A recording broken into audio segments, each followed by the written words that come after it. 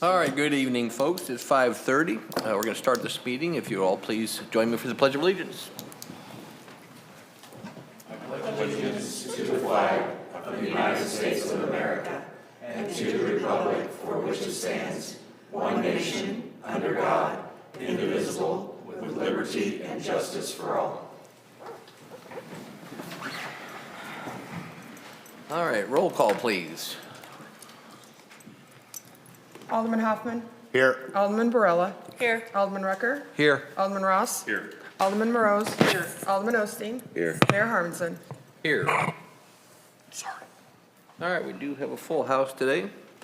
We're going to start off with the citizens' communication. This is a time set aside on the agenda for citizens and visitors to address the mayor and the board on any topic that is not a public hearing.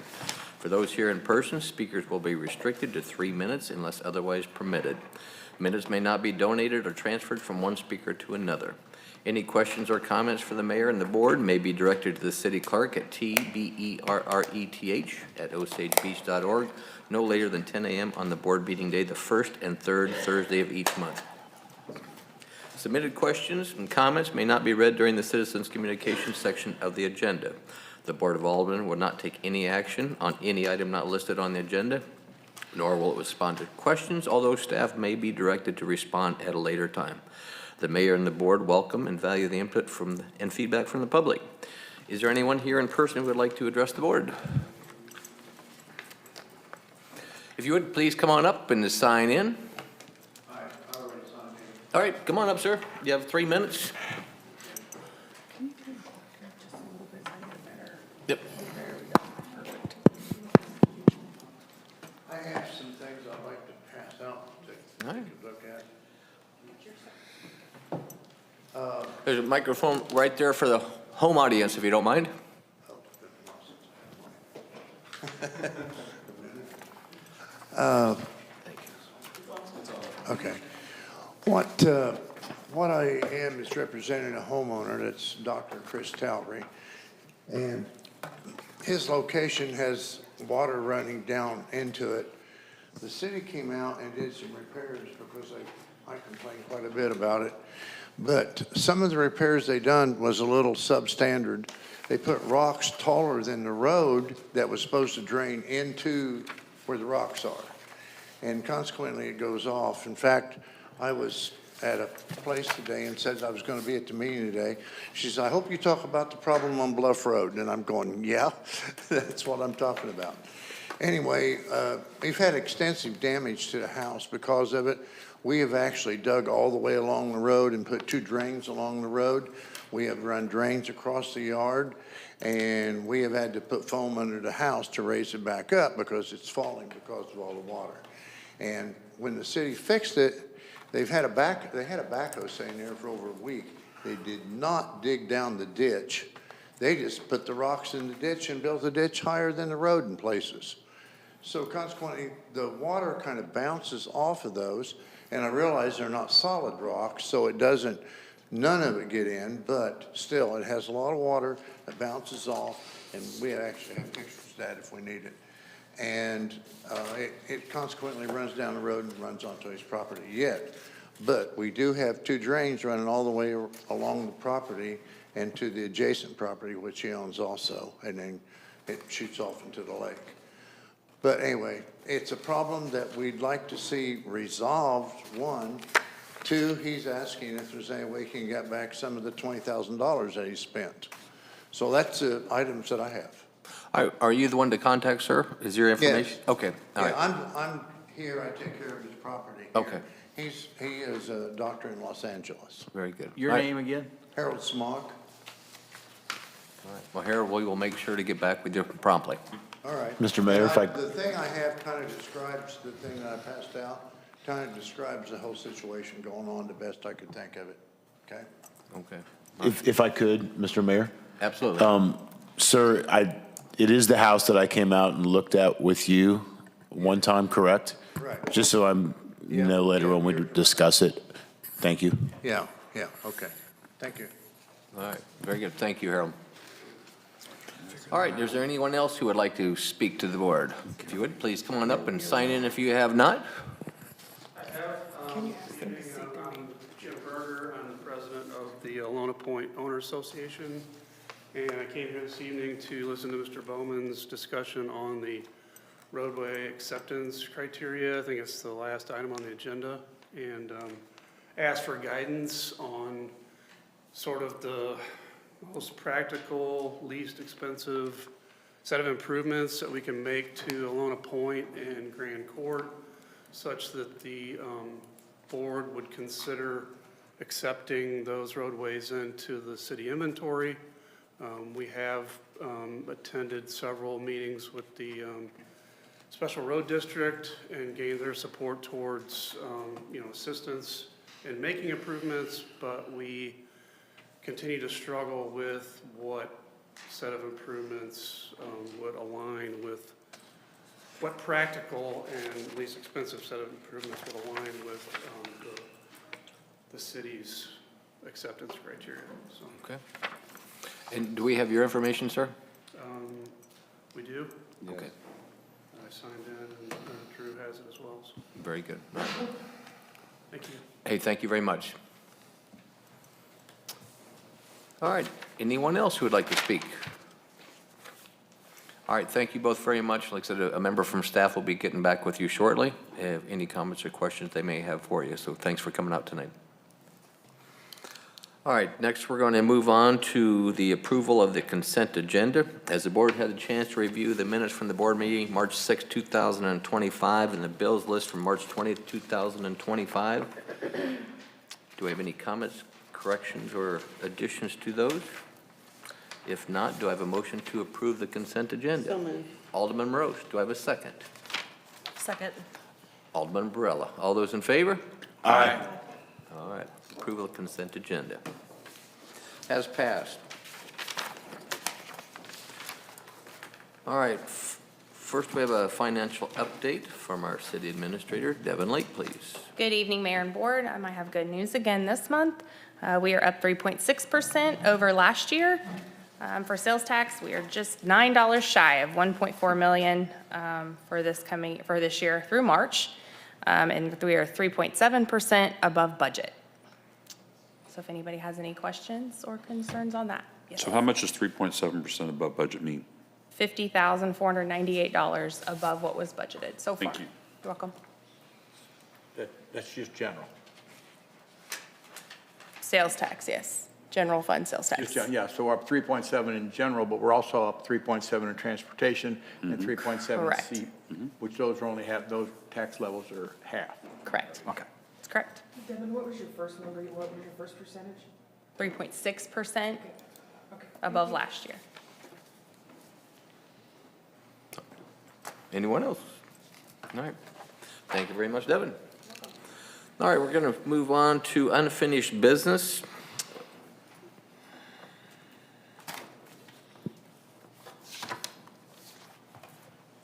No, I'm finding it. All right, here we go. Bill 25-16, an ordinance of the City of Osage Beach, Missouri, amending ordinance number 24.93, adopting the 2025 annual operating budget to increase budget expenditure for the fiscal year 2025 for city park maintenance, building bathroom addition. This is the second reading. City Engineer Drew Bowman, please. I just want to remind everyone on this item that this project was budgeted for 2024, and so we're just rolling this into 2025. With that, I have no further comments. I'd be happy to answer any questions. All right. Any comments or questions from the board? Seeing none, do I have a motion to approve second reading? Motion to approve. Alderman Rucker, do I have a second? Second. Alderman Barella, roll call, please. Alderman Hoffman. Yes. Alderman Rucker. Yes. Alderman Barella. Yes. Alderman Ross. Yes. Alderman Morose. Yes. Alderman Osteen. Yes. All right, very good. Second reading, Bill 25-16 passes. Next, we have 25-17, an ordinance of the City of Osage Beach, Missouri, amending ordinance number 24.93, adopting the 2025 annual budget, transfers fund necessary expenditures for Summit Circle Drainage Improvement Project. Again, Drew Bowman, please. Same Same deal on this one, and just rolling it into 2025. Be happy to answer any questions. Seeing no questions from the board, do I have a motion to approve second reading? So moved. Alderman Ross, do I have a second? Second. Alderman Morose. Roll call, please. Alderman Osteen? Yes. Alderman Morose? Yes. Alderman Rucker? Yes. Alderman Ross? Yes. Alderman Barella? Yes. Alderman Hoffman? Yes. All right, second reading of Bill 25-17 also passes. Next, we have 25-18, an ordinance of the City of Osage Beach, Missouri, amending ordinance number 24.93, adopting the 2025 annual operating budget, amend to increase the budget expenditures for fiscal year 2025 for the purchase of police department vehicles. Chief Davis, please. Nothing further, other than we have been in contact with our insurance company, reference the vehicle that was totaled, and we will be receiving an additional $10,000 on that. So when we receive all the insurance settlement funds, I'll be bringing forth another budget amendment on the revenue side. Very good. Any comments or questions from the board? Seeing none, do I have a motion to approve second reading? Motion to approve. Alderman Osteen, do I have a second? Alderman Morose, roll call vote, please. Alderman Hoffman? Yes. Alderman Barella? Yes. Alderman Rucker? Yes. Alderman Ross? Yes. Alderman Morose? Yes. Alderman Osteen? Yes. All right, second reading, 25-18, passes as well. The last item of business under old business is Bill 25-19, an ordinance of the City of Osage Beach, Missouri, authorizing the city administrator to sign an amendment letter agreement with PJV Planners LLC for an analysis of the incremental tax revenues for the Oasis at Lakeport project in Osage Beach, Missouri, for an amount not to exceed $95,000, excluding applicable reimbursable expenses. Second reading, City Attorney Cole Bradbury. Thank you, Mayor, members of the board. Only comment I have to add is just that, as we discussed at the meeting last time, this is money that is not the city's money. This comes out of bond proceeds. Alderman Rucker and I followed up on his question afterwards.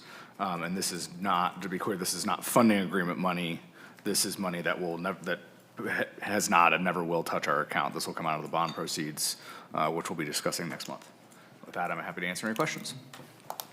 All right, comments from the board. Alderman Rucker. Just want to reiterate, thanks, Cole, for the explanation. I was on the wrong page with the financing and the TIFs and all the stuff, and I was on the wrong page. We don't normally do this kind of contracts, so this one, I mean, there's a lot to keep track of, and it's easy to get lost. So I appreciate it. I have no problem with it. I did last meeting, but now I understand it. Very good. All right.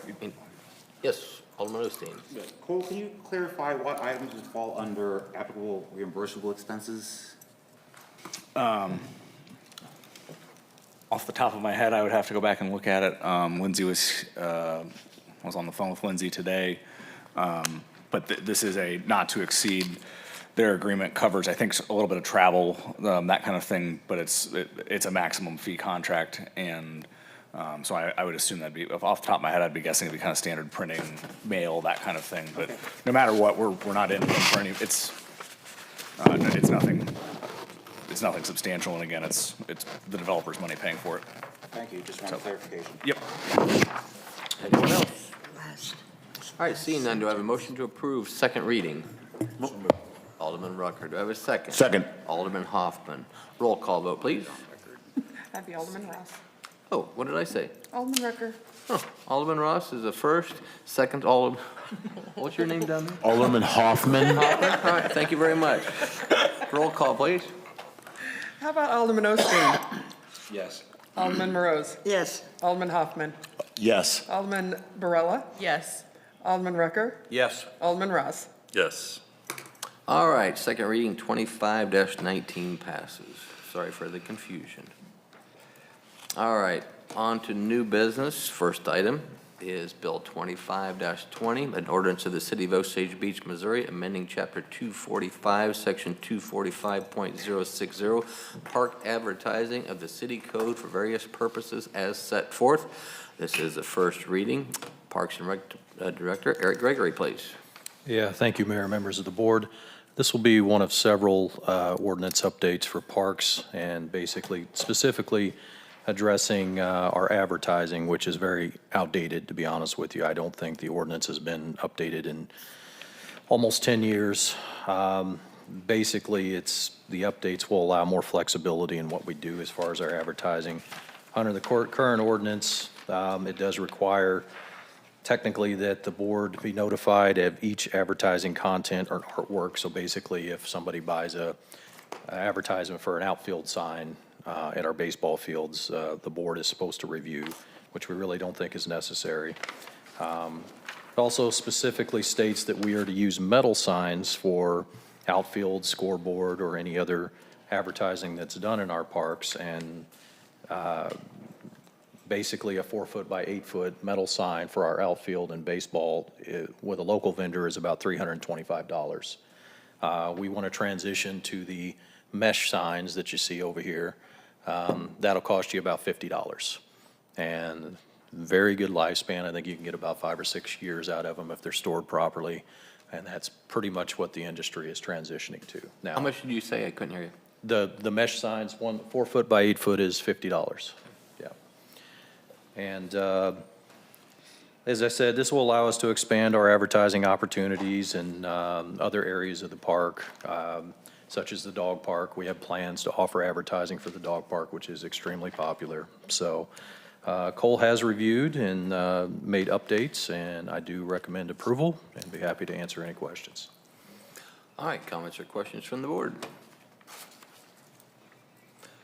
Motion to approve. Do I have a second? Second. Alderman Ross. All those in favor? Aye. All right. First reading, Bill 25-20 passes. Next, we have Bill 25-21, an ordinance of the City of Osage Beach, Missouri, authorizing supplemental agreement number 3 for time extension to the design service agreement with engineering services, surveys and services for Highway 42 sidewalk project. This is a request for the first and second reading. City Engineer Drew Bowman, please. Mr. Mayor, members of the board, so this project, to refresh you, is the sidewalk project that we have proposed along Highway 42. It currently has a TAP grant funding from MoDOT. So the project has run into several time delays, which have all been addressed at this point, except for we are in the midst of acquiring right-of-way, which has stalled the project past when I thought we could be awarding and delivering this project at this point. So I am asking for first and second reading because we are technically past our contract date on the contract with this design firm, and they have expressed that they want to stay on through the final plans, which are, the plans are 98% done. We're just waiting for right-of-way acquisition. Any comments or questions from the board? Seeing none, do I have a motion to approve first reading? Motion to approve. Alderman Hoffman, do I have a second? Second. Alderman Ross. All those in favor? Aye. All right.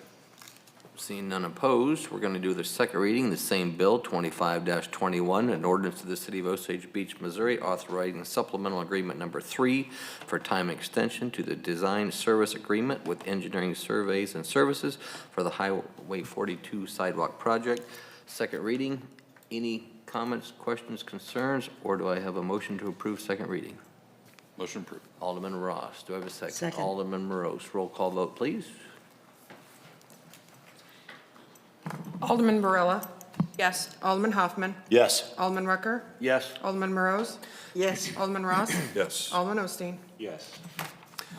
Very good. First and second reading, 25-21 passes. Next, we have Bill 25-22, an ordinance of the City of Osage Beach, Missouri, authorizing the mayor to execute a time extension supplemental agreement number 2 for a time extension with Missouri Highways and Transportation Commission enhancements funds for the Highway 42 TAP grant ADA project. Again, first and second reading. Drew Bowman. So yeah, this is the same project and same time extension, and this just happens to be for the funding portion with MoDOT to make sure that the funding is continued to be obligated. Be happy to answer any questions. Any comments or questions? Seeing none, do I have a motion to approve first reading? Motion to approve. Alderman Hoffman, do I have a second? Alderman Ross, all those in favor? Aye. All right, seeing none opposed, we're going to do second reading, same bill, 25-22, an ordinance of the City of Osage Beach, Missouri, authorizing the mayor to execute a time extension supplemental agreement number 2 for a time extension with Missouri Highways and Transportation Commission Enhancement Fund for Highway 42 TAP Grant ADA project. If there are no other comments or questions, do I have a motion to approve second reading? Motion to approve. Alderman Hoffman, do I have a second? Second. Alderman Barella, roll call vote, please. Alderman Ross. Yes. Alderman Hoffman. Yes. Alderman Osteen. Yes. Alderman Barella. Yes. Alderman Rucker. Yes. Alderman Rose. Yes. All right, Bill 25-22 approved second reading. Next, we have Bill 25-23, an ordinance of the City of Osage Beach, Missouri, authorizing the mayor to execute a contract with Dakin TMI for 91 dispatch relocation project for an amount not to exceed $21,632. First reading, Chief Davis. Mayor, members of the board, this is an MOU understanding between the city and Dakin TMI for the development of the 911 dispatch center relocation downstairs. This memorandum of understanding states the scope of work for Dakin TMI on this current portion is to partner with an architect and engineer to provide and design solution and building permit documents. Dakin TMI are members of a cooperative bidding group that we can be members of. All we have, Dakin TMI is able to do all aspects of the project from development to construction. We've never utilized Dakin TMI, but they have done scope of work locally for the Miller County 911 Center, and they're satisfied with their work. Our communications supervisor is actually toured their center and is impressed with what they do. Police Department recommends approval. Very good, thank you, Chief. Comments or questions from the board? Seeing none, I'm sorry, nobody? Seeing none, do I have a motion to approve first reading? Motion to approve. Alderman Rucker, do I have a second? Second. Alderman Ross, all those in favor? Aye. All right, hearing none opposed. Bill 25-23 approved first reading. Next, we have Bill 25-24, an ordinance of the City of Osage Beach, Missouri, amending the Osage Beach Design Guidelines, Section 1, Overview, Section 2, Water System, Section 3, Sewage System, Section 4, Storm Drainage, Section 5, Roads, Streets, and Parking Areas, Section 6, Road Cut and Utility Trench and the Excavation Permit, Section 7, Street Lights. That's a mouthful. First reading, City Administrator Devin Lake, please. Good evening. This is to change the title in all of those sections of the design guidelines from Public Works Operations Manager to the City of Osage Beach. This will make the approvals an internal process rather than it being tied to a certain position. I'll be happy to answer any questions. Comments or questions from the board? Alderman Rucker. I have a problem assigning it to the staff as general. I believe it should be assigned to a position, so we have somebody who is accountable for it, so we can know exactly who it is, and I just have a very difficult problem just saying it'll be approved by somebody at Osage Beach. I have a very difficult problem and have to be convinced to support it. Can I offer your counterpoint, Alderman Rucker? Sure. The counterpoint to that is if we assign it to a specific position and that position is vacant, then we don't have the person necessary to approve it. We've been doing it for how many years? We have, but but if we assign it to the city engineer and the city engineer is vacant, I think the example I used in one of my emails, sorry to pick on you, Ty, but I said if we assign something to the airport manager and Ty has retired and gone off to better things and we have not yet filled his position, we do not have anyone to assign it to. So rather than assign it to a particular position, staff feels it should be the city.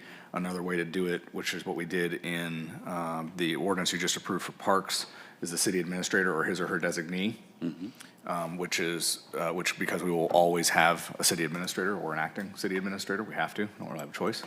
And if that's the direction the board wants to go, we can certainly make that change and present it at second reading. I don't know if this is a First reading. This is only a first. We could make that change and amend it for second, but we feel strongly that it should not be a management level position, because those positions do go vacant, and there is no, and we do have the position, the ability to fill an acting, but that may not happen. For instance, right now, the Public Works Operations Manager and Public Works Director positions are vacant, and we do not have an acting. So if it has to go to that position, if it has to be approved by that position, we do not have anyone to do that. Well, I would just say we went through many years of not having to do that to where it's open. We've had a position to a specific position, rather to debate and argue back and forth which position.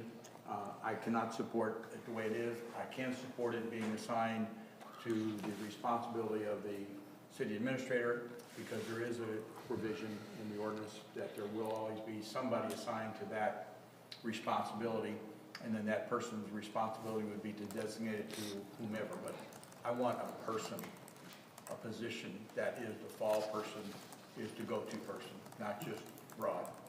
That's a find and replace fix. That's an easy fix. Alderman Ross. So I think that I tend to generally agree with Alderman Rucker. One other perspective I would give you is that and I got some feedback from a couple engineers, because I just floated by and asked them what they thought. And they said, well, who are we supposed to call when we want to design something? We're supposed to call the city, so I don't know. Are they supposed to call TAR? I don't know. And I think that demonstrates to me, from a customer service standpoint, we need an assigned position. Yesterday, I was here for a variance. And although we don't have a Public Works Operations Supervisor, Devin was here as acting Public Works person, okay? We tend to have an acting person anyway. Now, it may not be a formal, but we, to Kevin's point, whether it's acting or maybe we haven't been quite that tied up, or what I want to say, tight as far as who's acting formally, I think we need to have someone that is assigned in some way or another. And even if it's the acting person, that's still the person that's in charge of that responsibility. So I don't see an issue with the position being identified. That's all I have. Alderman Osteen. I agree with everything Alderman Rucker has stated. I think using the verbiage of the city of Osage Beach is too all-encompassing. This also brings to the forefront previous discussions we've had in the past regarding succession plans for positions, i.e. in the absence of the city administrator, who has that authority to make decisions on their behalf. In the absence of the city planner, who has that authority to make decisions on their behalf. So I think this is not just a specific Public Works Department issue. I think it's basically, it's a citywide issue on, we have discussed this in previous years, yet nothing has ever come to fruition on, if this person's gone or out, or the position's unfilled, who basically is in charge of that role? Who has that authority to make decisions for that position?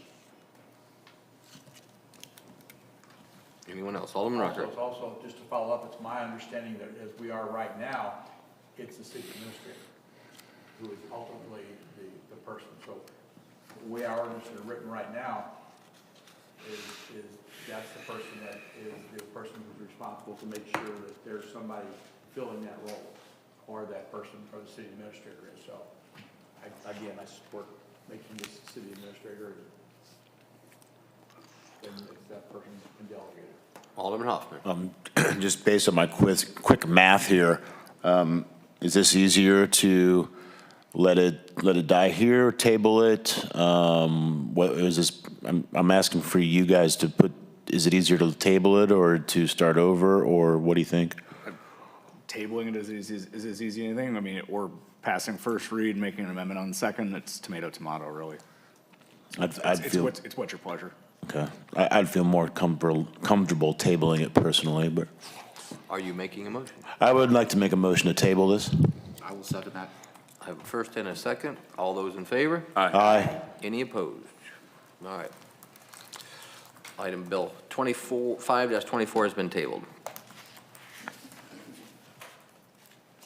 Next, we're going to move on to a resolution.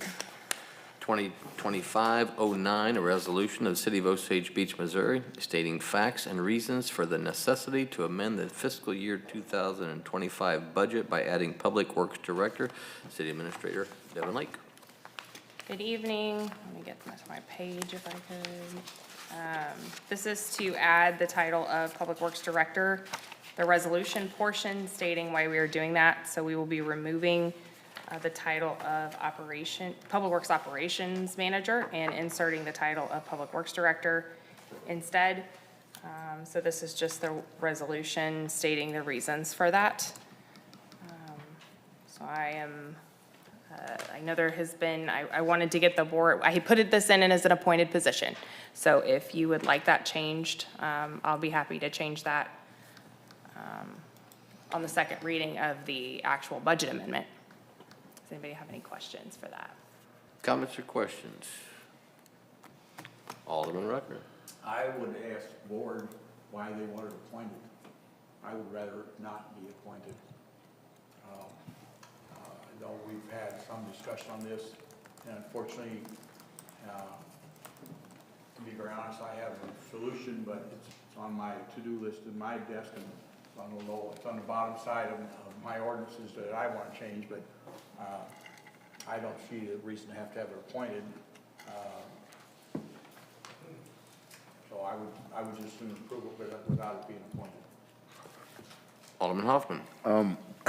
Just doing this on the resolution here, we're not really addressing as to whether it is going to be appointed or not, are we? No, I would change that in the actual budget amendment. Right, so like, we're not making that decision here tonight. That's just for just the title of this, correct? The next ordinance is the budget amendment. Oh, okay. So I was just bringing it up in, Correct. yes, So this one here, it's a moot point. right. It's moot for another 2 or 3 minutes. Right. Fair enough. Motion approved. Well, All right, we have a motion approved by Alderman Ross. Is there a second? I'll second. All right, we have a second, Alderman Barella. All those in favor? aye. None opposed. All right, Resolution 2025-09 has passed. Now we move into Bill 25-25, ordinance of the City of Osage Beach, Missouri, amending ordinance number 24.93, adopting the 2025 annual operating budget by removing and adding job titles within the fiscal year 2025 employee pay plan, first reading. Again, Devin Lake, please. So this is the budget amendment to remove the title of Public Works Operations Manager and add the title of Public Works Director. The Public Works Operations Manager was at a level 12. I put the Public Works Director at a level 14. I'm open to discussion on all of that. And again, this was appointed in the past, so that is how I inserted it this time. But I'm open to those discussions as well. All right, comments or questions from the board? Alderman Barella. I think it's fine as presented. I don't have any issues with it being appointed. I didn't hear what she said, I apologize. Yeah, she's fine with it being appointed. Okay. Anybody else? Alderman Osteen. Can you just clarify for the record, basically this position is the head of Public Works. Correct. What other department heads are not appointed? Michael Bean, Eric Gregory, IT, Ty Parks and Rec. Tinsdale, Maddie.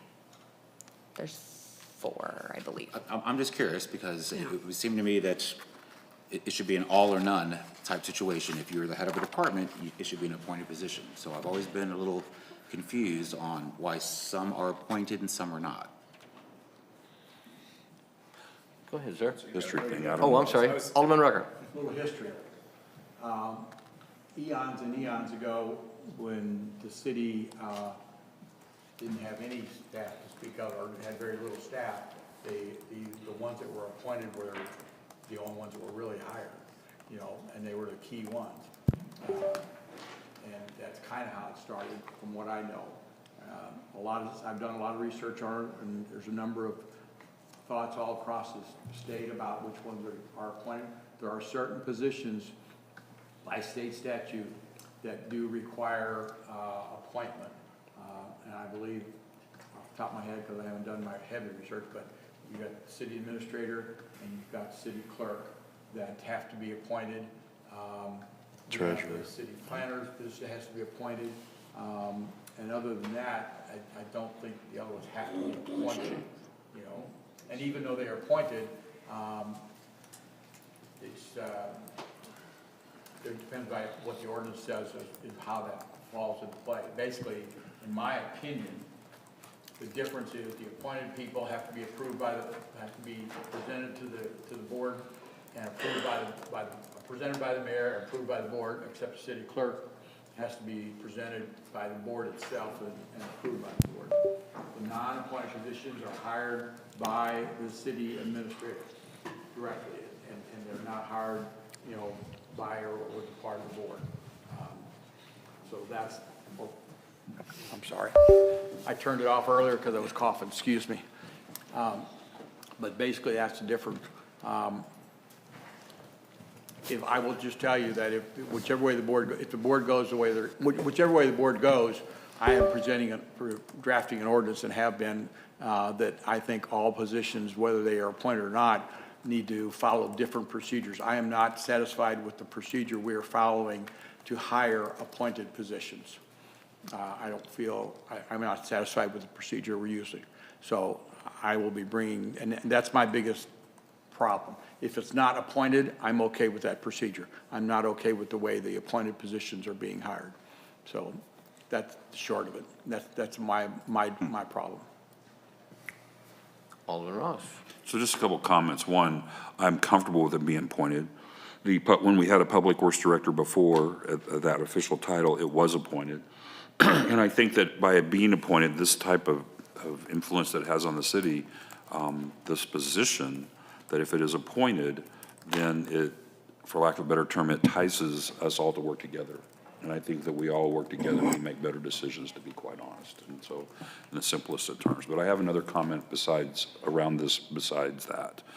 Not necessarily a comment. Devin, are you prepared yet to tell us what the difference between the two responsibilities would be of the current and the Public Works Director, the current Operations Supervisor Manager?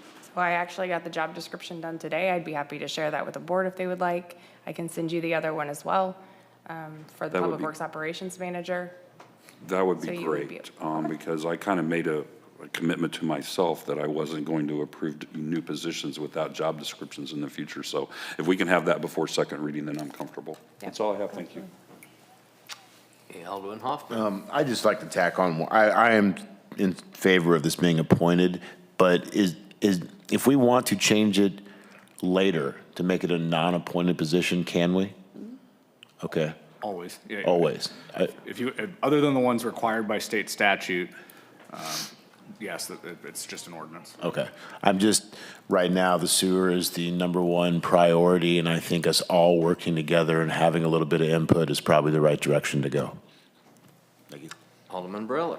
I just feel like with the budget the Public Works operates with, and the pay level, I think it should be a appointed position, so that's all I got.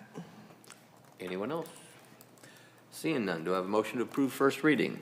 So moved. Alderman Ross. And I'll second it. Second, Alderman Rose. All those in favor? Aye. Aye. Any opposed? Aye. All right, first reading passes. Next, we have Bill 25-26, an ordinance of the City of Osage Beach, Missouri, amending Chapter 112, Lake Ozark Osage Beach Joint Sewer Board, Section 112.030, appointed members. This is the first reading. Again, Devin Lake. This ordinance is to replace the title of Public Works Director or Public Works Operations Manager with Public Works Director as the representative on the Joint Sewer Board. Just simply a title change. Comments or questions? Seeing none, do I have a motion to approve first reading? So moved. Alderman Rose. Do I have a second? Second. Alderman Barella. All those in favor? Aye. Aye. Any opposed? All right, next we're going to move on to our presentation, Airport Master Plans for Lee, C. Fine, and Grand Glades Airports. I'm going to turn this over to Drew Bowman, please. Mayor, members of the board, please welcome CMT. They're here to present the master plan to you guys as it stands right now and kind of give you an update on what it looks like.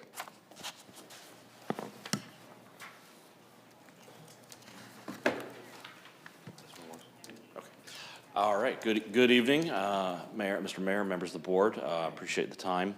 I do know, or I realize that we're probably up against the clock of game tip-off here at 6:30, so we'll try and be as brief as we can be. Well said. But this is, we like to come before you once or twice during the master plan process. This is more of a progress update, albeit we are well into the process of the master plan. So if you all have any questions, please don't hesitate to ask.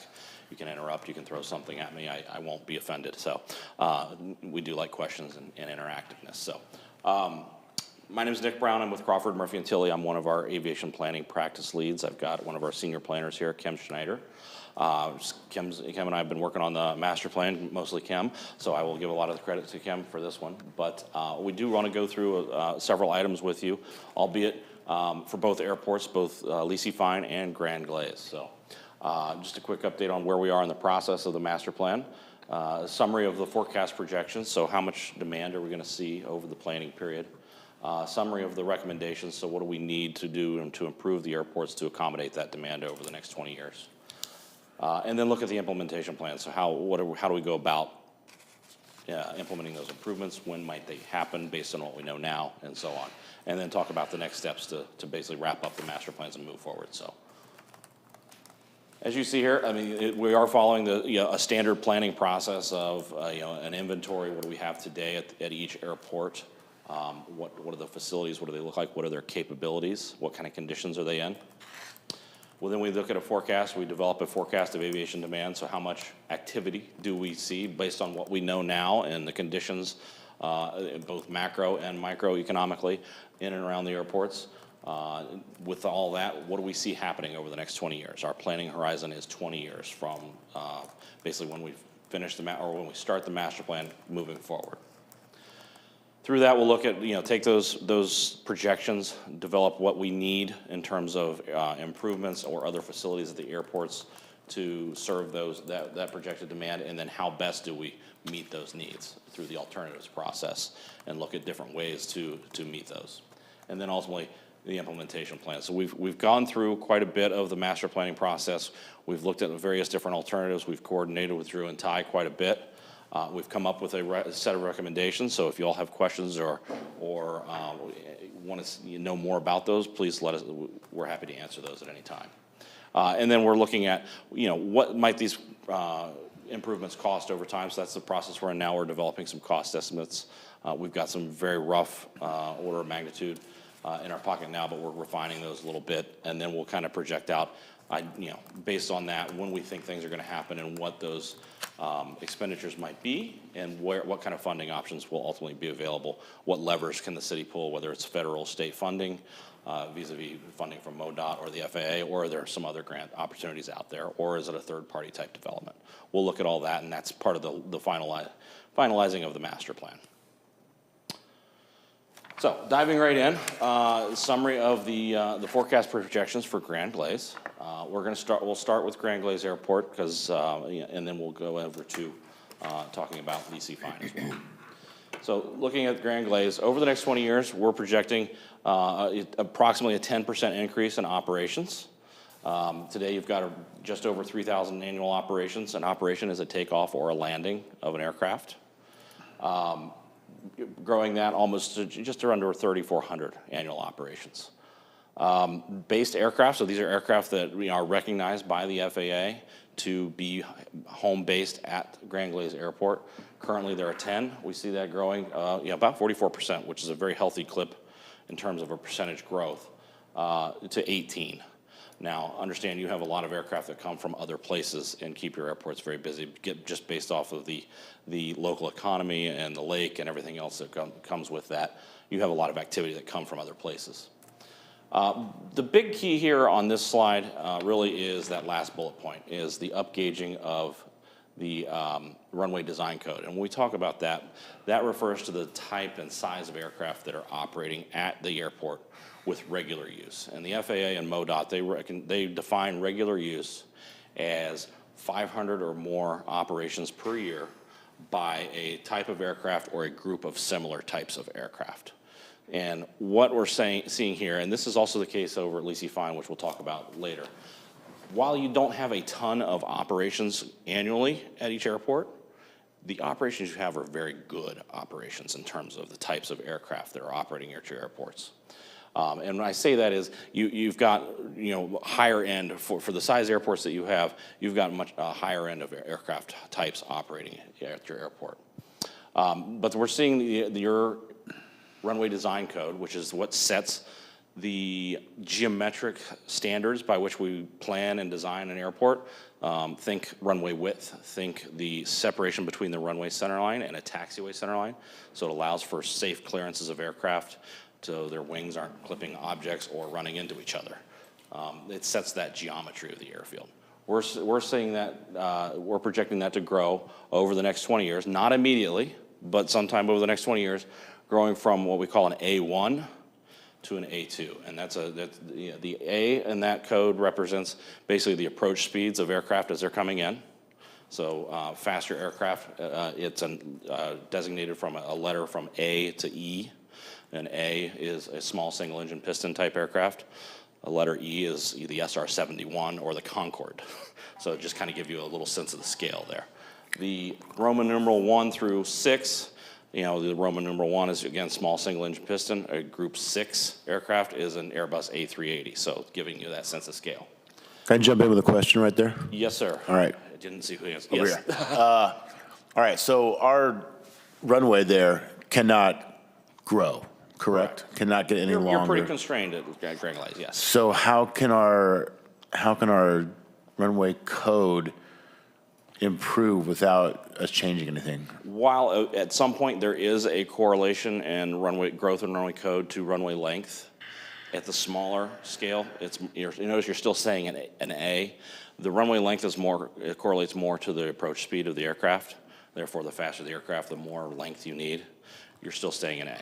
Okay. So what we're seeing is the growth of aircraft going from more of that single engine piston type aircraft to the single engine turbine type aircraft. So they'll hold, instead of 4 people, 4 seats, that aircraft there on the right probably has 8 seats. So still single engine, a little bit wider wingspan, but not necessarily a faster aircraft needing more runway length. Is your projection on that other line item going from 10 to 18, is that because you think we can get more hangars in there, or because? Yeah, partly. I mean, it's a little bit of a chicken and the egg situation, but currently there is a wait list for hangar space at your airports. So and we know regionally and nationally there is a shortage of aircraft hangars. So there's demand out there for additional aircraft to be housed in hangars. Aircraft are expensive investments. Insurance these days are requiring, or you're getting a significant discount on insurance when your aircraft are housed inside. So we're seeing far more demand for aircraft to be hangared than there ever historically used to be for aircraft to be parked outside on an apron. But am I correct that we will only see that increase in numbers if we build more hangars? Not necessarily. You certainly will encourage that growth to happen, and you could exceed that growth if you build more hangars. But there is also some natural growth out there that eventually there's demand in the area to have aircraft here, and there eventually may be some folks that are willing to pay the insurance premium to have their aircraft close, albeit still parked outside. And I don't know if I'm asking the right person, but I thought we were at a point where we weren't able to build more hangars there. Wrong airport. No, that's the right airport. That's the right airport. It's right next to my house. There are some levers, as you'll see as we get in kind of the plan, you'll see there are some places where we can go. Okay. So can I define that question a little better? Please. Can we currently expand any additional hangars at Grand Glades Airport without additional land acquisition? There are some opportunities. You could get some limited hangar growth without. That seems to be news to us. Absolutely. And that's part of the master plan process. I mean, there may be some limitations in terms of accessing those hangars that aren't ideal, and we would certainly recommend some access or some additional land acquisition or marginal land acquisition be gained to access those hangars in a better way. But there is some land opportunity out there. To do it in the best way, we are recommending some land acquisition, yes, sir. I saw that. Thank you. Okay, so in terms of meeting those, the demand and those projected demand, what yielded out in terms of recommendations of the master plan for Grand Glades, we are recommending an increase in the runway width, and that's driven by that Group 1 to Group 2 from 60 feet to 75 feet wide on the runway. Not an increase in length, but an increase in the width. We are recommending, or not recommending, but that growth in the design group also drives a wider separation of runway to taxiway. And because of some of the land constraints and topographical constraints at Grand Glades, that results in moving that taxiway to the opposite side of the runway, which you'll see in the presentation here. New hangar development, which, is not a surprise based on the growth in based aircraft. Additional apron space. There's a lack of apron space today based on the traffic, and when you see peak times, you're running out of places to park airplanes that are coming into the airport. A new terminal building down the road, if and when able, would be very helpful, given the age of the current facility. And then vehicle parking improvements. You see a lot of demand for vehicles to park long-term, actually both of your airports, and they're currently parked on unimproved lots. So if and when able, pave those lots and provide some better parking facilities for those vehicles, which are one of the income streams of both airports. So how do we do that? This slide here is what the airport looks like today. Paper North is where the current parallel taxiway is. But our improvements as we go through over the next 20 years, again, include a wider space parallel taxiway. So this taxiway now is out at the required 240 feet from the runway to the taxiway. To do that, we recommend moving to the paper south, or the other side of runway 1432. And the reason for that is it requires far less land acquisition. There's a lot of topographical, ground drops off on the other side of the runway the taxiway is on today. We've got a little bit more flat ground over here to work with, so it's going to be more feasible to implement that taxiway over there. But also that opens up some land on this side of the airport as well. To answer your question, yeah, you could probably get a couple hangar spaces. It's not going to be an ideal way to develop hangars or an ideal increment to develop hangars without purchasing additional land. So that's why we are saying to purchase these parcels in this area as well as a partial parcel here to allow for that full-length parallel taxiway. This is an improved parking lot for your long-term vehicle parking as well.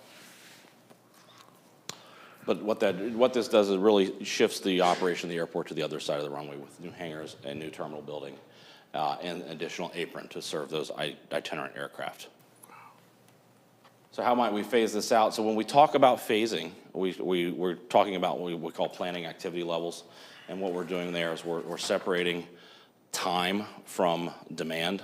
So when we talk about planning activity levels, we're talking about a set amount of demand. Because if there's one thing about a forecast that's 100% true is that it's wrong every time. It's just a question of how wrong. So by going to planning activity levels, this allows you that elasticity a little bit in your implementation. But generally correlates to some planning periods in the forecast. So what we call PAL 1, or the near term, 0 to 5 years based on the projections. Intermediate, or PAL 2, 5 to 10. Long-term is 11 to 20, so that the back half of the planning period. And then post-planning, or ultimate, is beyond our planning period. Just want to preserve the land you have for the highest and best use that we see now. Not to say that you couldn't change that in your next master plan update. So in the first phase, the more near-term improvements that we need, we show one unit of T hangars for aircraft and 3 smaller box hangars. Those are a little bit, almost the same size of a hangar, but the box hangars are squared out, provide a little bit more room. Depending on the types of aircraft, you might get 2 airplanes in those versus 1 in a T hangar that's shaped like an aircraft. And then you start by building that part of your new parallel taxiway. It's at the correct separation, but it's not going full length yet. So you're not having to purchase this land yet. In the second phase, PAL 2, so this is that 5 to 10 year period as we can best tell now. This is where we construct the remainder of that parallel taxiway. We do another set of T hangars, 2 more box hangars, and we've moved this section over on the existing side of the airport. We've moved that taxiway out to the required separation because this is now when we're starting to see enough of those larger aircraft that our designation has changed to that Group 2. In the final phase, the 10 to 20 year period, we've basically got the filling out of the available land that we have over there through that land acquisition. 1 more set of T hangars, and then we have 7 more box hangars. So this provides you sufficient demand to accommodate all the aircraft that we're projecting in growth, plus a little bit more. And that could be implemented as you go through in time as it's needed. And then ultimately, what we're saying post-planning, and this is something that's really recommended by the FAA and MoDOT right now, all airports, but there's still so much variability in what is known and not known. It's preserving or protecting an area for what we call eVTOL or AAM, Advanced Air Mobility, or electric vertical takeoff. It's been a hot button issue in the industry of late. It's still very much in development, but what we see is a lot of airports of general aviation type airports are really wanting to protect that area to allow for those vehicles to come in and out of their facility without occupying the runway. So the latest guidance we have right now really follows a lot of the helicopter type guidance, but it gives us a separation from the runway of at least 500 feet. So we're protecting an area of land that the airport has today to accommodate that if and when that ever does come to to fruition. All right, transitioning a little bit on to Lee C. Fine. If any questions on Grand Glaze? Yeah. Just one. Yes, sir. I like all those ideas. How much of that is going to fall on the taxpayers? Are we going to be able to get grants for any of this? Is FAA involved? Or can we expect funding from outside sources besides ourselves? No, you can apply. There's a lot of this will be what is federally or state eligible vis-a-vis MoDOT, because you are a block grant state, everything flows through MoDOT. A fair amount of it, yes, will be eligible, and you'll be able to apply or utilize your entitlement funding for, albeit with a local match, which is, depending on the year and what exact grant sources you're using, is somewhere between a 5 and 10% local match. And then there's other grant sources that you can go for and apply as well. And then some of these, hangars, a lot of airports tend to be third-party developed, where you could do a land lease to a third party, where they then develop the actual facility and operate the facility for you, and then the city collects a land lease. So there's lots of different options and levers you can pull, certainly as you get into advanced planning and design and then actual implementation. Great, thank you. Any other questions? All right. Lisi Fine. Similarly, Lisi Fine, we do see a fairly healthy increase in operations, about 14% over that 20-year period, from just under 5,500 annual operations to almost 6,300 annual operations. Based aircraft also projected to grow. Again, you have a lot of itinerant aircraft that come in. You have a lot of folks that have hangars that don't base their aircraft here. They come and park their airplane in the hangar when they're at the lake. But also, as we saw with Grand Glaze, we're seeing an upgauge in that runway design code, although we're talking about different class of aircraft here. Again, I have a lot of airport clients that would be very jealous of the type of operations you all have. You have very good operations in terms of the types of aircraft that drive the need for facilities that a lot of airports would like to have. So we are seeing an upgauge of the aircraft from a C2 to a C3, and these are examples of the C2 aircraft. An existing, what we call the existing critical aircraft, is similar to a Dassault Falcon 200. Your future critical aircraft, which you have some already operating today, just not over that 500 threshold, of the Bombardier Global 5000, so very large business jet type activity. And I'm going to turn it over to Kim. So the upgauging of the runway from C2 to C3, the airfield is sufficient. The runway, the taxiway is sufficient for your future C3. However, on the next slide, I'll show you there's a hangar inside the taxiway object-free area that will need to be demolished when the runway does get upgauged from C2 to C3. We're showing it in PAL 2, but it all depends on when that runway upgauging happens. We do know that it is a fairly new hangar, so we want to preserve the life of that hangar.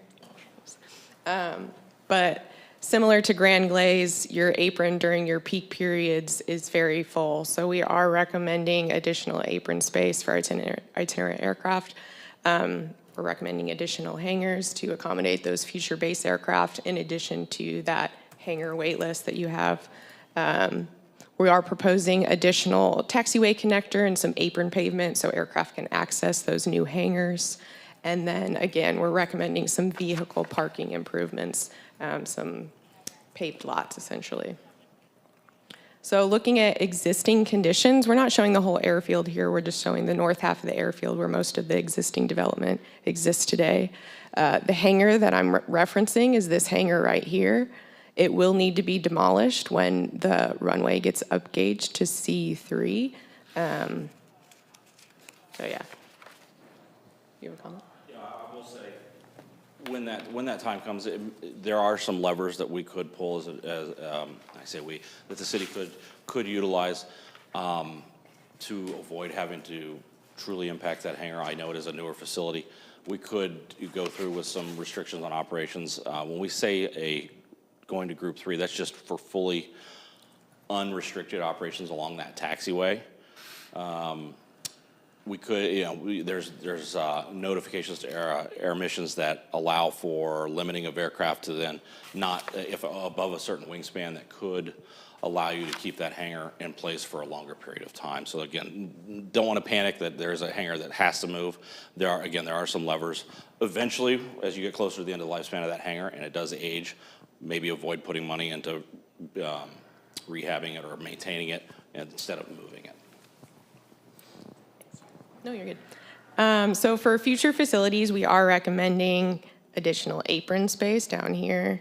We're recommending some large corporate hangars along your existing apron. The area here shown in the dashed white line is what we're recommending you preserve for post-planning. It's not required in the planning period or along the planning horizon. Over here, we're recommending a T hangar and then 8 box hangars on your north existing development area. Diving into the different planning activity levels, we've divided the projects based on demand and growth over the needs of the airport over the planning horizon. Like Nick said, the developments shown in green are near term. Those are your 0 to 5 year projects. Those shown in orange are your 5 to 10 year projects. Those are long term are shown in blue, more 11 to 20 years. And then, like I said, that post-planning, we are showing quite a bit of development post-planning down here and in this area. All right, looking at PAL 1, again, first thing we're recommending is some parking improvements here. We understand that you do have some long-term parking that exists in this area, so we're recommending some improvements. Apron pavement, like I said, a large corporate hangar, T hangar, and some access pavement. All right. Looking at PAL 2, that 5 to 10 year planning horizon, we are showing a vehicle access road through here to access this new group of 4 box hangars, some additional apron pavement, and a new corporate hangar. Looking at long-term planning, it's really just a continuation. Another corporate hangar here on your existing apron, and then 4 additional box hangars with some vehicle access and parking. We are showing the hangar demoed at this point. Post-planning, we do believe this is the best use of space for this area, so we do recommend preserving this area for large corporate hangars with a taxi lane down the middle and some apron parking. This is a eVTOL vertiport. As Nick mentioned, those advanced air mobility, we think you should definitely preserve some land for that. I got a couple questions if it's a good time. Just 2. One, is your plan and your projections affected at all by whether or not we own it or the state park owns it? No, I mean, in terms of the operations and what is recommended to serve those operations, no. The ownership, that's irrespective of ownership. Okay. And the land envelope is from what you lease today versus what you would maybe potentially ultimately own, not changing. So your plan wouldn't change at all? Okay. Our plans for leasing fine are completely within the existing envelope of the airport. Okay. Can we get Allegiant in spirit in there at some point? Physically, yes, the airfield is sufficient to accommodate those aircraft, yes. You would need additional support facilities such as a terminal or such like, and things like that, but our projections do not include those type of operations. Do you think it's not feasible at all? I never want to say never, no. I mean, anything's feasible, but likely, I can't say. That's not something that was studied in depth. Okay, but that wasn't in your plan here at all? No, you know? sir. It would be an aggressive approach if we. That would be very aggressive, but again, I would never say never, and that's certainly something we could take a look at and just at a very high level what the feasibility is. You know, there are a lot of factors when it comes to air service and market, where other markets are being served, how far away you are, and where those flights would be going to and coming from. You know, we look at what's called passengers daily each way, and we could look at, you know, from this market where the people are going to, and the inverse of that, where people are coming from coming into this market are things that we can look at. The fact that there isn't air service today does complicate that a little bit, but those are things that would need to be considered. Okay, all right, thank you. Mm-hmm. Yes, sir. From the proximity of where that airport is at, the concern I have with what Alderman Hoffman was asking about was, doesn't that require some additional services that we don't functionally have out there right now, i.e. fire, rescue, type of things, and that's not a concern of mine here, at least at Grand Glaze, because even though we don't have it on premise, we have it close enough that it would, my understanding, satisfy the FAA requirements. You're absolutely right, and those but are out there it doesn't. you're absolutely right. That's Those are additional some of expense those. that we'd have to, pretty good expense we'd have to incur. That's correct. Those are some of those support facilities I mentioned, not just a terminal, but you have to have scheduled air service. You have to be what's considered a Part 139 airport and provide on-site aircraft rescue and firefighting. Now, does it have to be staffed 24/7? It does not. For those types of operations where you have limited air service, it's called a prior permission required, meaning the airline has to file notice and say, hey, we're coming in at this time. And if they deviate from that time, they have to communicate that so that you can have the firefighting crews on site. But you've got to have the facility you've got to have the truck. It has to be, and depending on the aircraft size, it's got to be a truck of certain size or a certain number of trucks that have certain capabilities.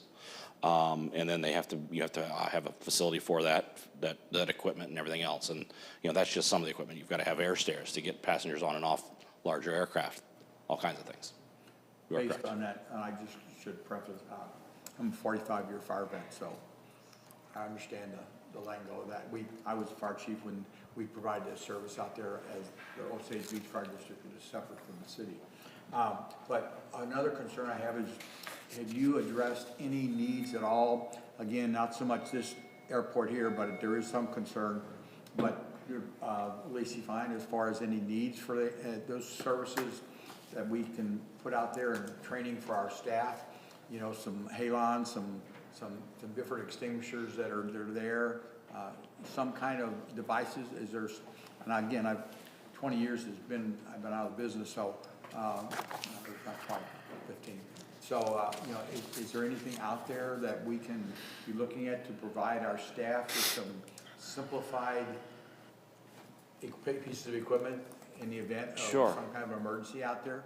I mean, there are things that you can do. I mean, at a master planning level, we're looking more at physical facilities. Think of the master plan at the 30,000-foot view level. So we're not looking necessarily at types of fire extinguishers and locations. I mean, that's certainly something we can study. What I have seen a lot of success with at other airports of similar role and types is, you know, the responsibility of rescue and firefighting falls to the local fire department or whatever the closest fire station is. What I've seen very successful happen is once a year, invite those guys out to see the airport, tour the airport, know where things are, know what types of hangars and what might be in the different hangars. Just that familiarity gets them asking the right questions, gets them already thinking through that. And that may be something you experienced as a firefighter as well. But I've seen great success with that, and that has helped build not only the confidence of the local first responders, but also of the airport operator as well, that you know, you're going to get the right folks that know what's going on come out when something does happen. So your planning stage really didn't address It's, that? no, sir. That type of service or that type of need or? Correct. Okay. Yeah. That's not something that's typically in the scope of a master plan. Any other questions? All right, that does conclude our presentation. I'd be happy to answer any other questions if you have any, or if you want to filter those through Drew or Ty, if you think of something afterwards. But really appreciate your time, and thank you very much. Great job, thanks. Thank you. Thank you very much.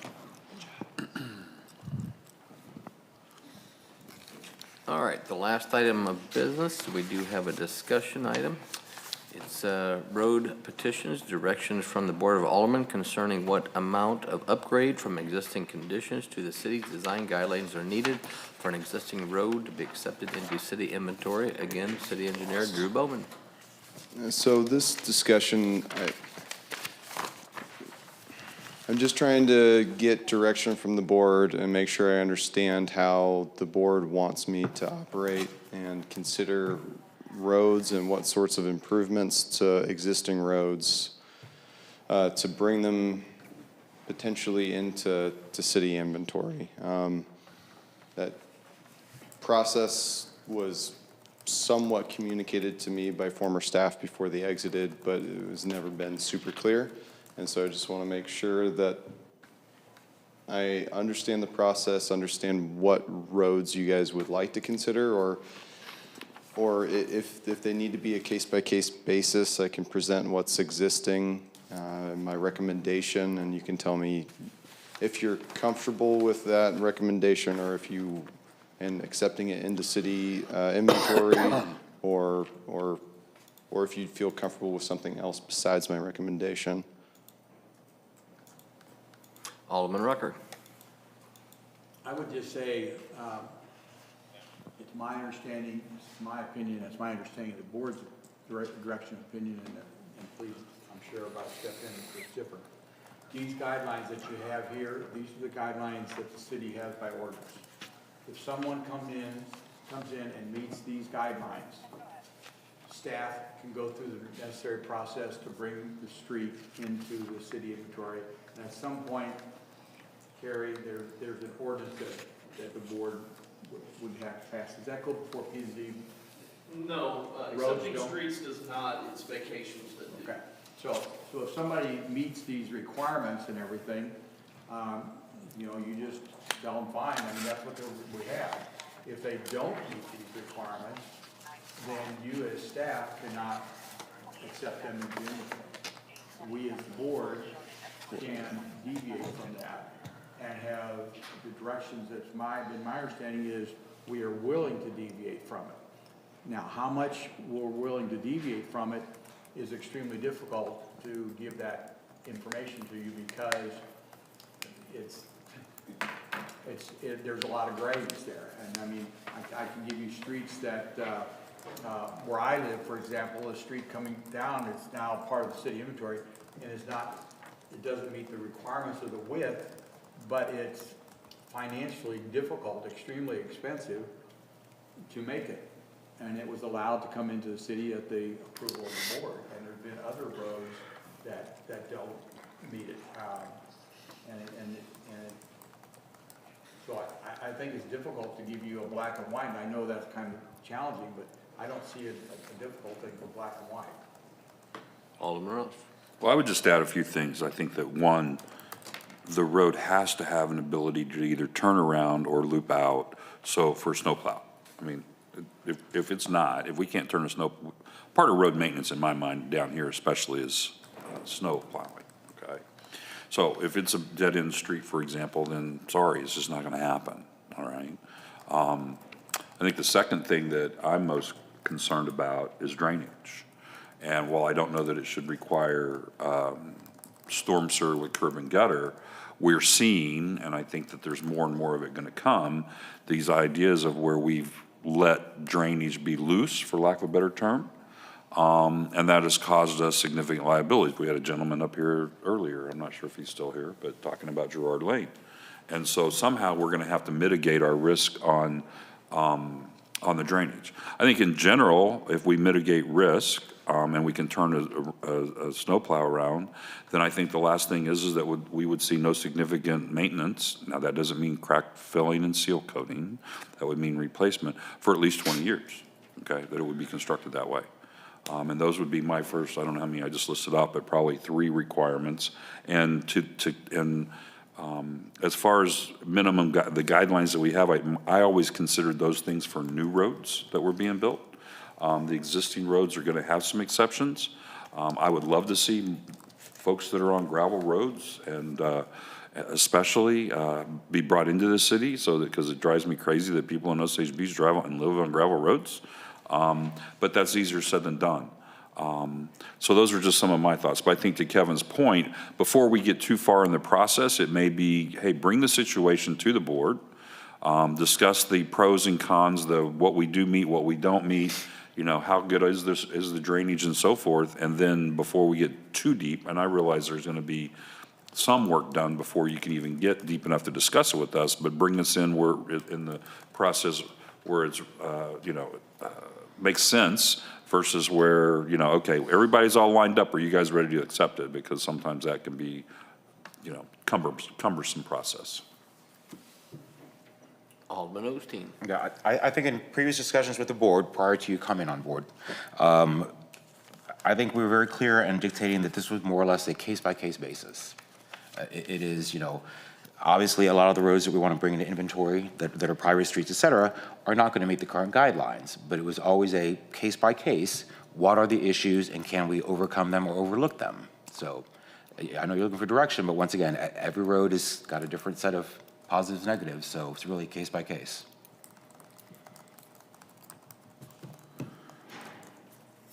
Yes. I can address it a little bit. I know some of you probably know we talk about this about every 5 years or so.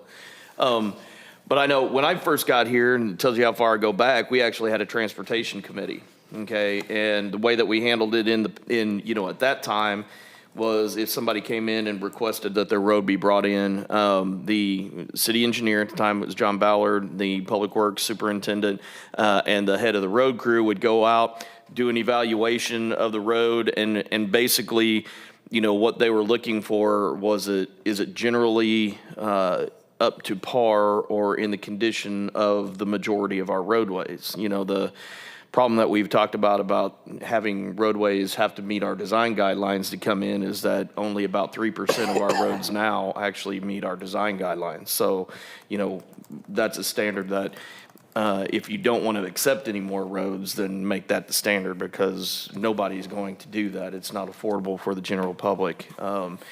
What I will say is back in those days, and then even through as much as like 10 years ago, the city engineer and the road foreman would go out, take a look at things, make sure there wasn't anything that was going to be substantial cost to the community, major base failures, major drainage issues and those things. And as long as, they felt it was a road that was generally, up to the level of most of our other roads, they could bring it to the board and present it. And if there was any conditions that they felt probably should be addressed before the board looked at it, then they would work that out with the homeowners. But it's certainly a situation to where I know, at least from Alderman Rucker and Alderman Ross's point of view, they've been, high on bringing in roads that we could bring in when we could. And so that's the reason, I guess it was probably maybe 5 to 6 years ago that we had this long conversation when the previous city engineer was here. And the discussion at that time was, exactly what Alderman Osteen said, was case by case, but when you bring it to us, make sure it's something that is not a detriment if we do take it. And if that's the case, if at least we feel like the community can handle in taking it in from a financial perspective, then the board would take a look at that, Alderman Rucker. Drew, I would just say that one of the things that might be helpful is if you bring to us that road and everything.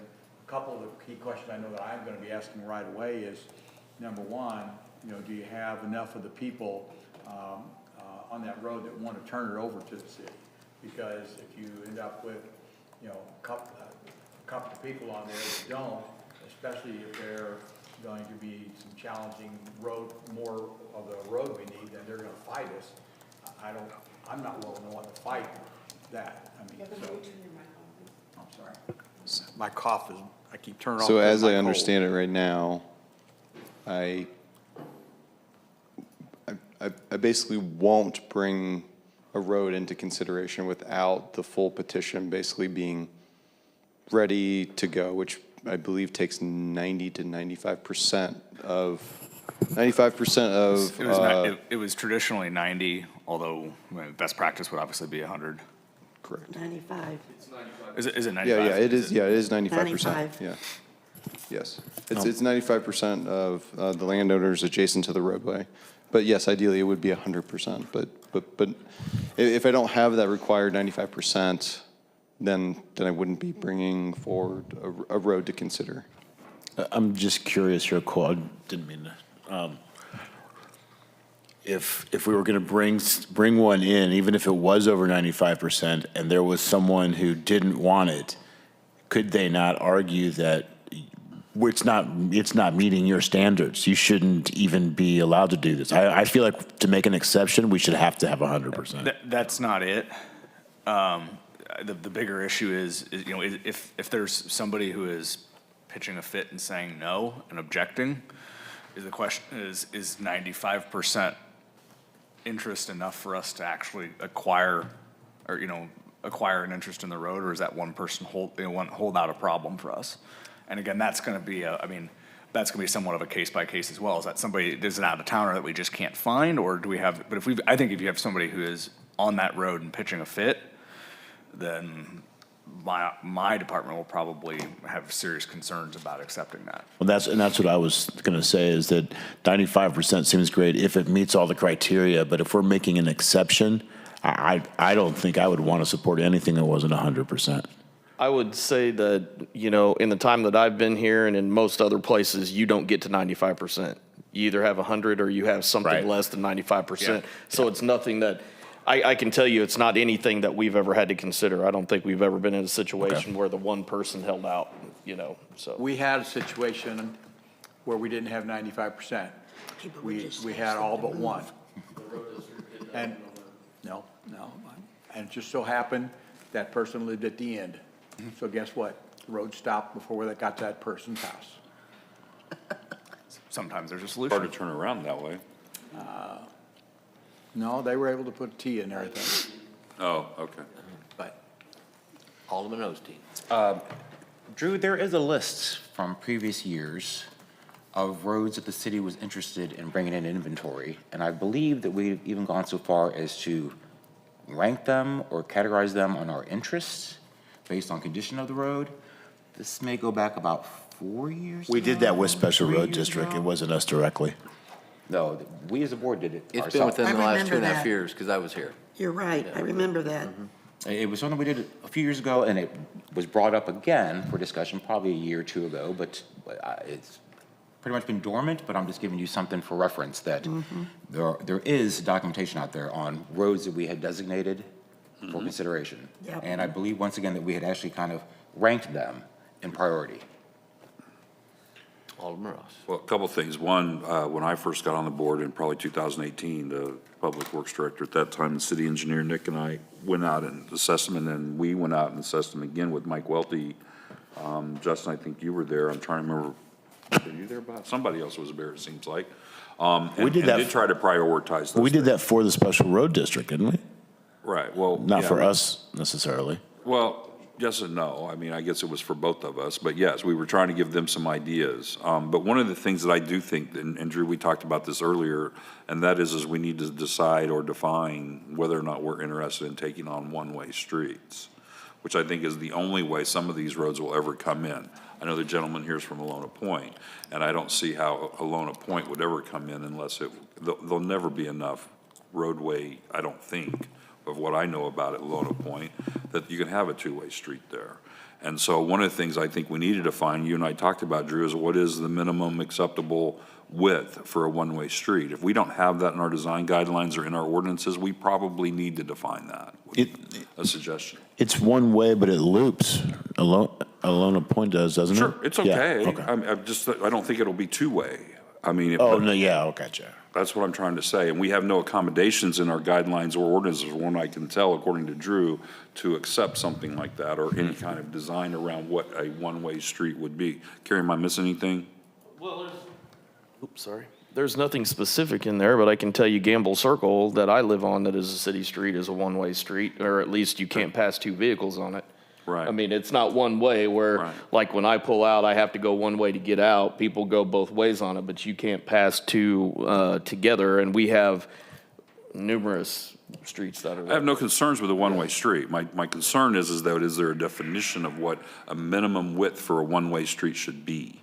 Because I've heard 14 feet, I've heard 18 feet, I've heard 10 feet sometimes. And I think we probably need to decide or get a recommendation and discuss what that minimum should be. Standard for a local one-way street is 12-foot back of curb to back of curb. That's a local, not a, and I don't know that you have a one-way collector. That would be, something that was made for traffic adjustment, but. I didn't realize we had, okay. 10-foot lanes is what we require on local Lanes, streets. right. Okay. So. Alderman Rucker. One-way streets, I would highly recommend, because I did an extreme amount of work with this as a fire chief of a fire district back in St. Louis County where we had one-way streets. The only way I can support a one-way street is, and I can't remember the exact distance on my head, but we made every so many feet, or quarter mile, there was so much distance, and there had to be a pass lane, so that you don't get, especially if you have a long one, you get people coming from both ways, and all of a sudden they're deadlocked. Or my fire truck's coming in, and the people's houses is burning, is going out, and now they can't get there. So we, we made, and again, I can't reply or give you the exact distance, but every so many feet there had to be a spot for a pass. So that might be one way that we would want to consider it. The other thing is we have to understand as a board is I've heard a couple different times now we've talked about, well, we've prioritized streets. Folks, if those people don't want to turn their streets over, it don't matter what we prioritize. We can come up with a list of what are the streets that we want and what order, but you know what? If the person down at the bottom of our list is their group is the ones that want to come in and they're willing to go the money and do what needs to be done to at least make it acceptable to us, those are the ones that we're going to have to. And I can just tell you that there's people out there that they don't want to give up their street, and so we're not going to be able to get those. And so for us to make the list and say, okay, go out and go after number one, It's up to the people. yeah. All right, Drew, do you have direction? I think what I might do is provide a summary email to the board, and if there are any comments after that email, that would be, they'd be welcome. I'd like to consider and bring all the ideas together, if that works out for everyone. Very good. Sounds good. All right. Very good. Thank you, everybody. All right, now we're going to move on to staff communications. We're going to start with our city administrator, Devin Lake, please. Good evening. I wanted to let everybody know we had our first quarterly management meeting last week, and I made them all play 2 truths and a lie. I don't think they were real thrilled, but I thought it was fun. I also wanted to let you guys know Carrie Bell submitted our budget for the 6th annual award on Monday. So you guys should be receiving your printed budget books sometimes next week. And then I am looking forward to, my husband and I are going to attend the Policeman's Ball on Saturday. Cool. So I'm excited about that. That's all I have. All right, thank you very much. Let's go city attorney. Thank you, Mayor, members of the board. Appreciate everyone's looking out for everything while I was on a couple of trips, spring break with my kids and vacation also with my kids. Other than that, just wanted to say that the employee appreciation dinner was excellent. Really enjoyed that, and it was nice to see everybody and those who weren't on duty let their hair down a little bit. And yeah, thank everybody, and we've got lots of excitement next month, I promise. Why were you shaking your head, Bob? What? About letting your hair down? All right, City Clerk, Tara. You know, I don't have anything tonight, thank you. You want to talk about Tuesday night? Oh, I do. You know what? Tuesday night, Mayor's Appreciation Dinner. Everybody signed up and ready to go. It's gonna be fun. Wear your best Hawaiian dress, outfit, shirt. We're gonna have a blast. It's gonna be, oh, I'm so excited. 5:30, drinks. No. Happy hour? No. I'm sorry, I shouldn't say that. Social hour. Social hour, yes. Good, thanks, Bob. And then dinner at 6. See everybody there. Good. All right, Chief Davis. Monday, we had Jordan Murray start his first day as a police officer. He graduated the academy on Friday, and he's doing well. We had a new dispatcher start, Ben Kanzler, and on Monday, we have another new recruit starting police academy, Benjamin Robinette. So, and I hope everybody got to see the last episode of Ozark Law on last Wednesday. I think it portrayed Felicia very well, and we've received emails and phone calls and cards from all across the country expressing their condolences. A lot of people didn't see that coming. I said, oh, I did leave off one new dispatcher, Ben Kanzler. He started last Saturday and doing well. Oh, good. So, thanks. That's all I have. Good deal. All right. Ty, you want to talk about airports? I don't have much to say. I just wanted to thank Nick and Kim for all their work on the master plan, and it's been a pleasure working with you guys. Thank you. All right, thank you. Carrie Bell. Aldermen. I would like to publicly congratulate Selena Franklin and her husband for their new baby boy that was born a week ago Friday, and his name is Shepard Lee Franklin. For those of you that name Selena as our AP clerk, and we will be without her for 6 weeks, so please be patient with my department. We're a little shorthanded, doing some interviews this week to work towards solving some of that, but that's all I have this evening. All right, thank you. Mary Gregory, Parks. Yes, sir. Parks have been very busy, even with the up and down weather. Just want to remind everybody at home that Youth League registration, we extended it another week, and it's through tomorrow. So if you have a child interested in playing in the Youth League, please go to the city website or go to the Parks and Recreation Facebook page or give the Parks office a call. We have recently made a lot of progress on the disc golf course. Mitch and the inmate crew assisted the park staff, and we poured 5 tee pads last week, and that was a lot of fun, hauling 50-pound bags of Quikrete up very steep hills, but we got it done, so thanks, Mitch and the crew. And the wind, dodging the tree limbs falling down.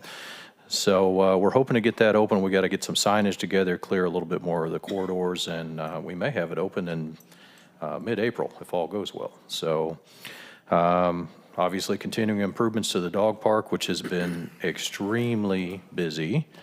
And there you go.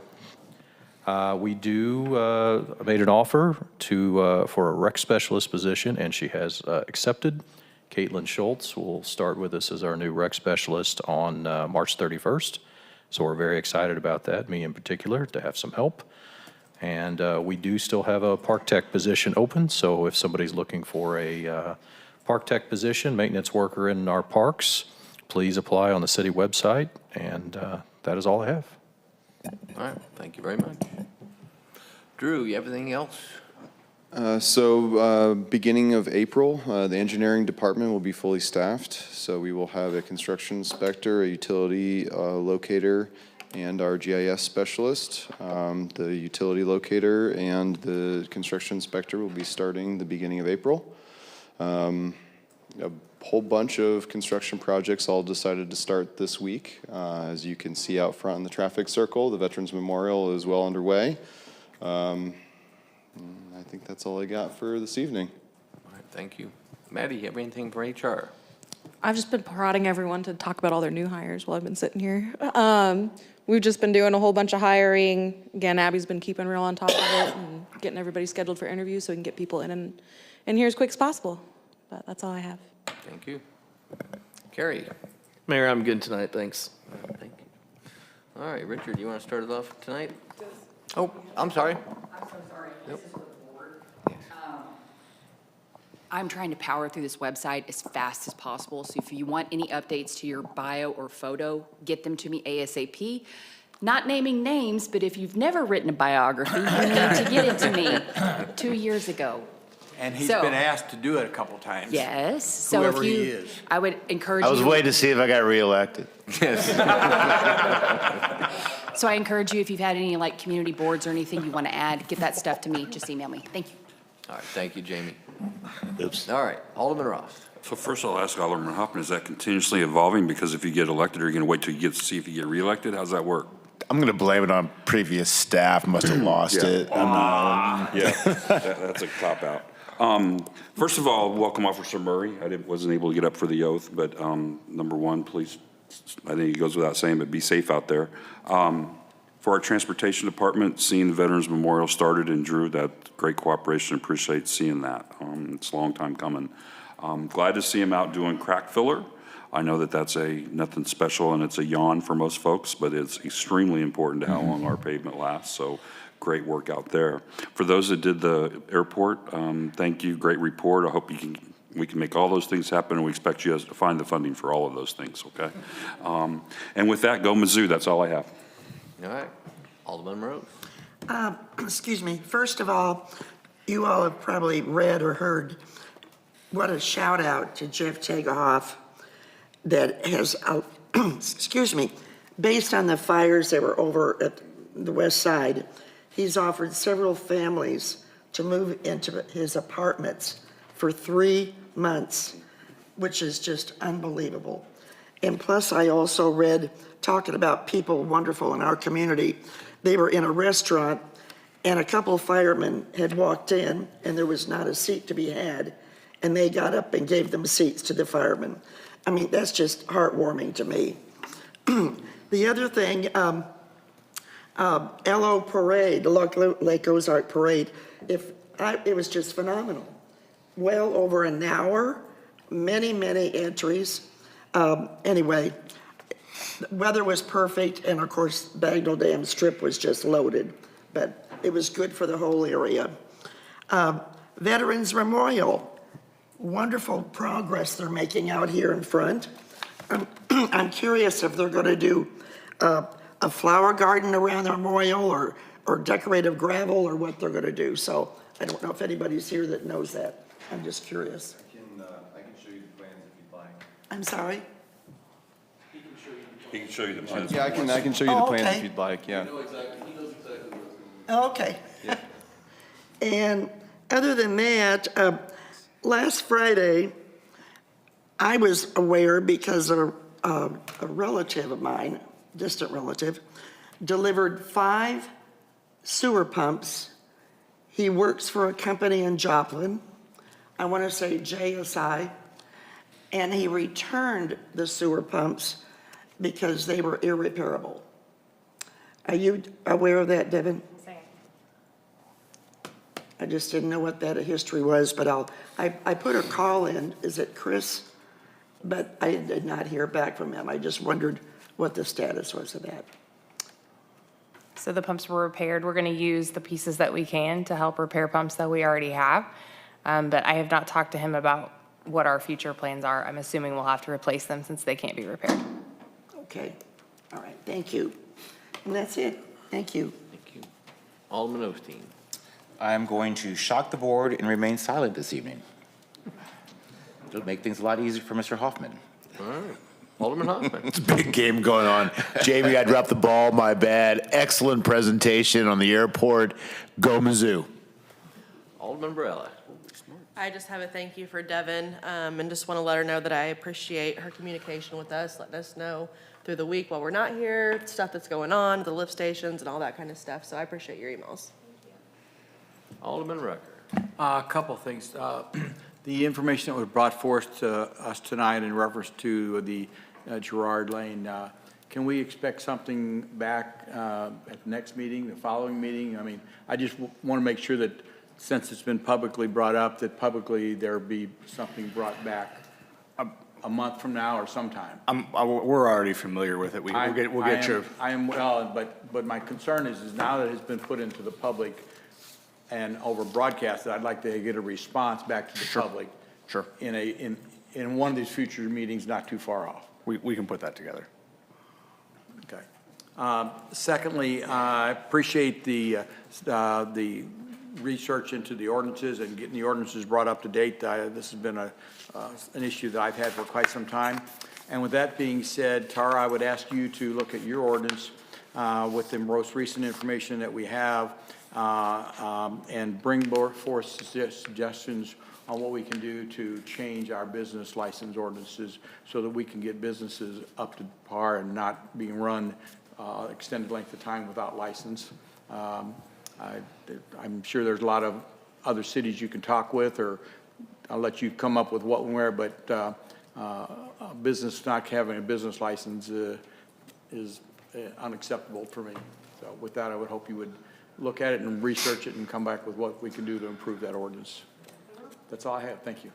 All right, thank you. I only have one thing. I'll try not to keep it too long, but it's more of a correction up here on the dais again. Because as Alderman Morose was saying, the article is in Lake Expo today.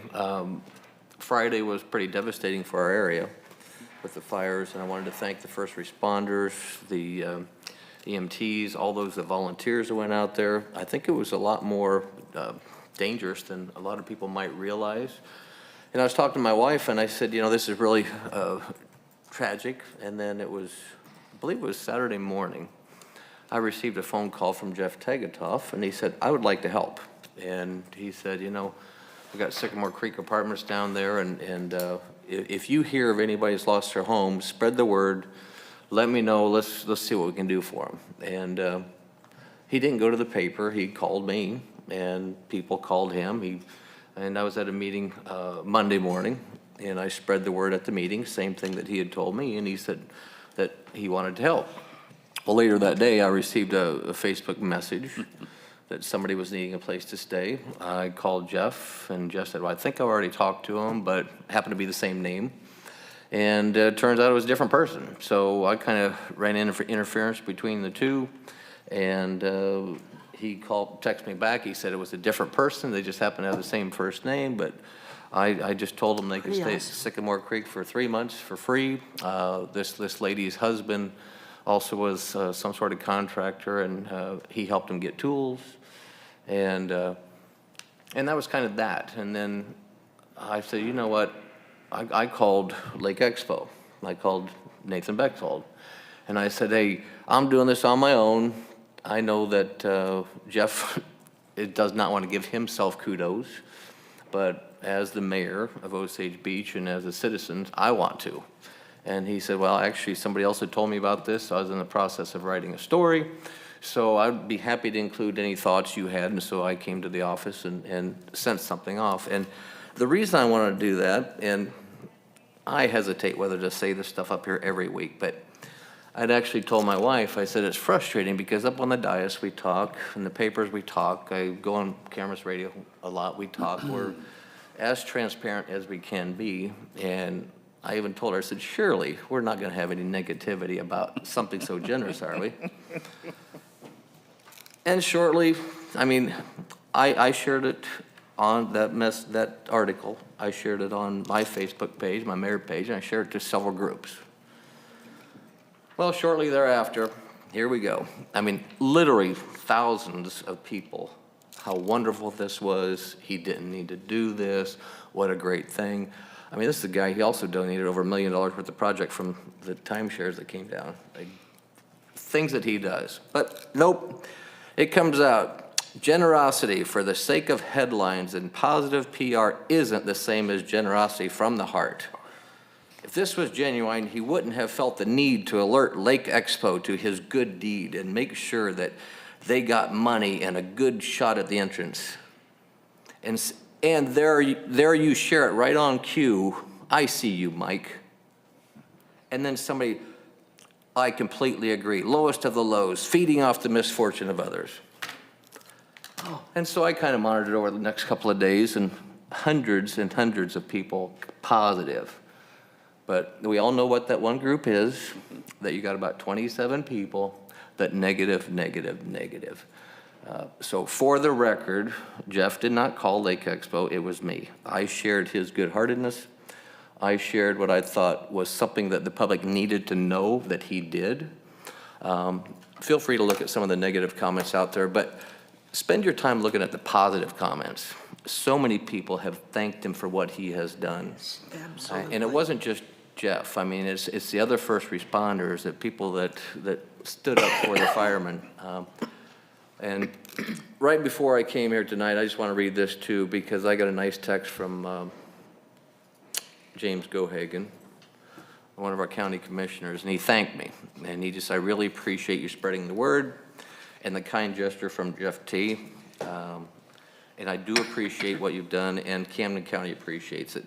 And keep these folks in your thoughts and prayers, because he did share this with me too, and he said he was still finishing up the reports from the latest round, but he shared this with me right before we got here, that 11 residential structures have been destroyed, 1 commercial structure destroyed, 10 residential structures major damage, 5 residential structures minor damage, 20 outbuildings destroyed, 30 vehicles, tractors, UTVs, boats, trailers destroyed, 2,000 acres of land, mixed use burned. Wow. And they're still totaling. So, and I did see, well, Ballpark Nationals are right up to the fencing outside. So if you see the first responders out there, thank them. Thank you to Jeff Tegethoff, his team, and everybody else. And I just wanted to set the record straight tonight that he did not do this. I just saw that there was something positive being done, and I wanted to share it with the public, and that's what I did. And that's all I have for tonight, folks. So if there's nothing else, I would entertain a motion to adjourn. Motion to adjourn. Do I have a first? Do I have a second? Second. Alderman Rose. All those in favor?